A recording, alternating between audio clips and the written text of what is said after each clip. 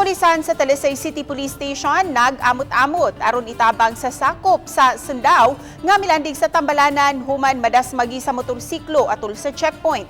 Gipahibaw ni Police Lieutenant Colonel Randy Caballes, ang hepe sa Talisay City Police Station, nga nag-amot-amot silang mga pulis aron itabang kang Private First Class Michael Borromeo. Lakip sa miamot si Mayor Samsam Gulyas. Nakatigom sila og 20,000 pesos nga ilang gitunol kang Borromeo. Gipahibaw usab ni Caballes nga anaa pa sa tambalanan ang maong Sundao kinsa nakaangkon og bunog sa iyang tuong bukton, paa ug dughan. Kinumduman uban si Borromeo sa Talisay City Police nga may pahigayon og checkpoint sa may barangay San Isidro niadtong Domingo sa kadlawon. Apan inay muhunong ang motor sa checkpoint, mipasutoy pagpadagan ang nagmaneho og may bangga kang Borromeo dayong bangga usab sa mini dump truck sa barangay nga mo'y gitumbok nga hinungdan sa kamatayon sa motorista.